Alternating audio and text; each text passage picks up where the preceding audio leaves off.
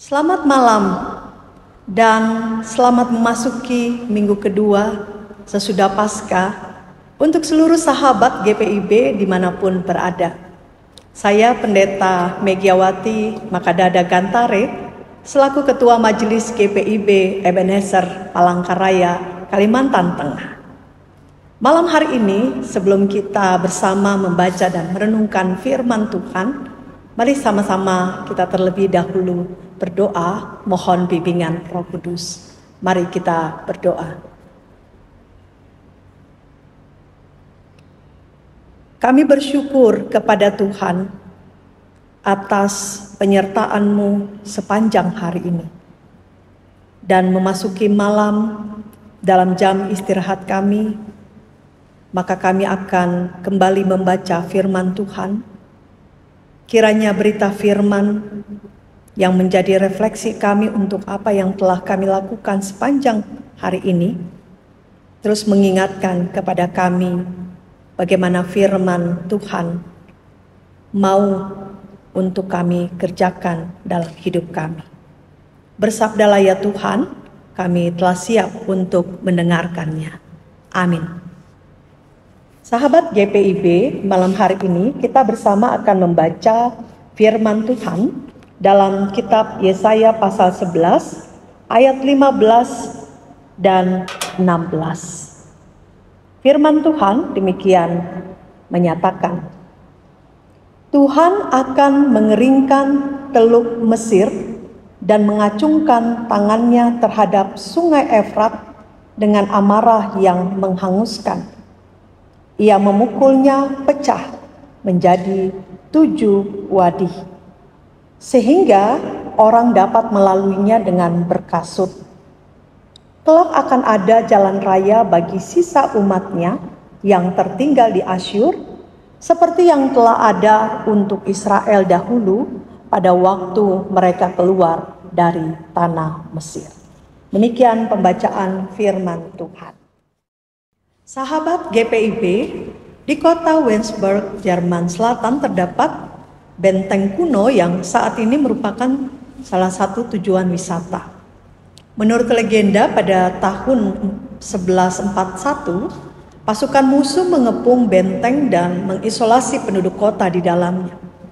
Untuk alasan kemanusiaan, komandan musuh mereka mengirim pesan ke dalam benteng bahwa sebelum mereka menyerang secara besar-besaran, mereka memberi kesempatan kepada para perempuan dan anak-anak meninggalkan benteng dengan pergi bebas. Akhirnya setelah terjadi negosiasi, komandan musuh menyetujui untuk membiarkan para perempuan dan anak-anak mereka membawa barang paling berharga yang dimilikinya. Tapi dengan syarat bahwa barang tersebut harus mereka bawa sendiri.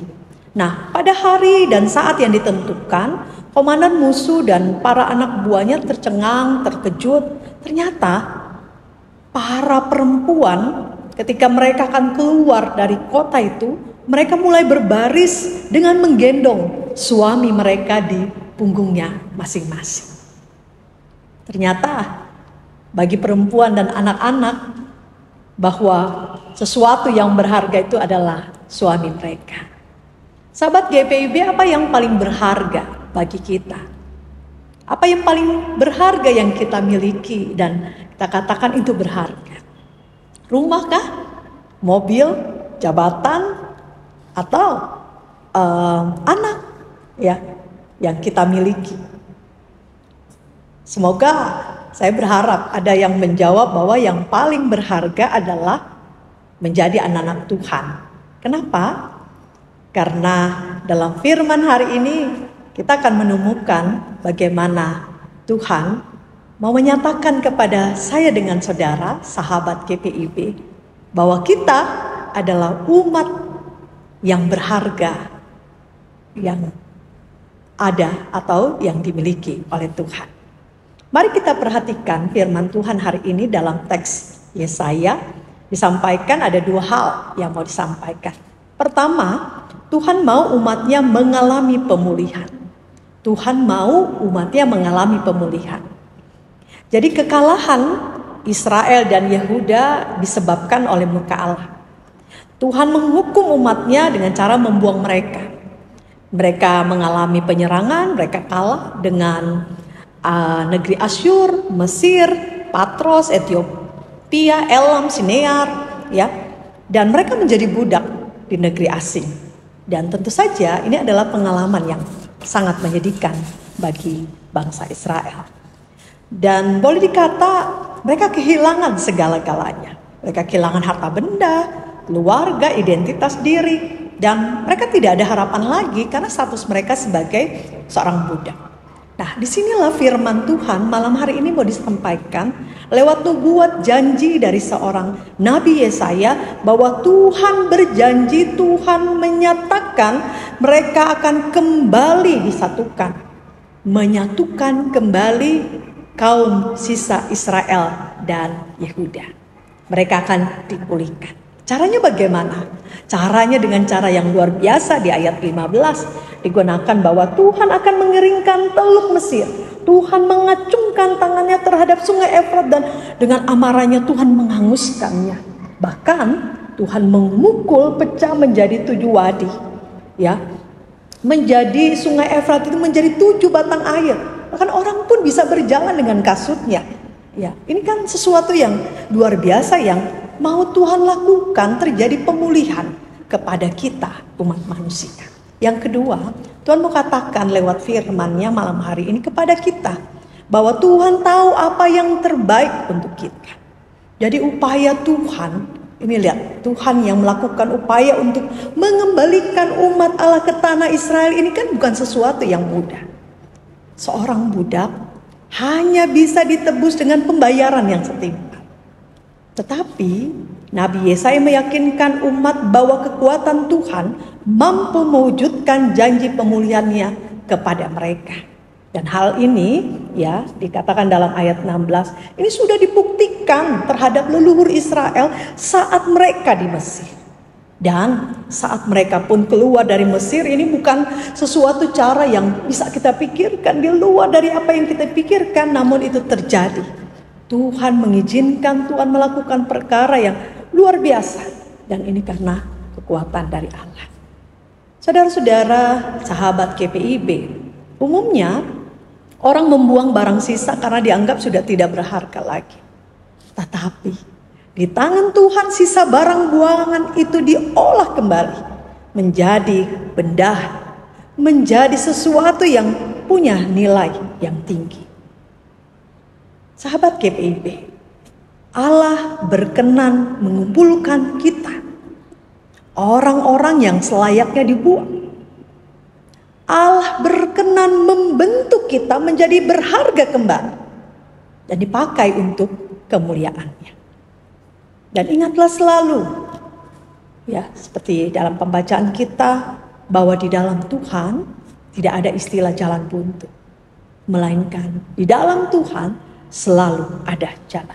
Ya, berita Paskah yang kita kumandangkan pada saat ini berarti kita menerima kepastian pengampunan dosa. Berita Paskah yang kita terima saat ini adalah ada kepastian iman, ada kepastian hidup.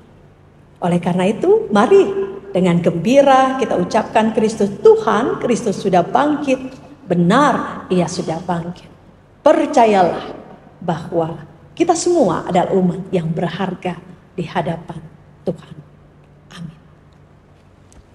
Mari kita menaikkan doa. Memasuki malam hari ini di jam istirahat kami, biarlah kami masuki dengan satu pemahaman bahwa kami adalah umat yang berharga.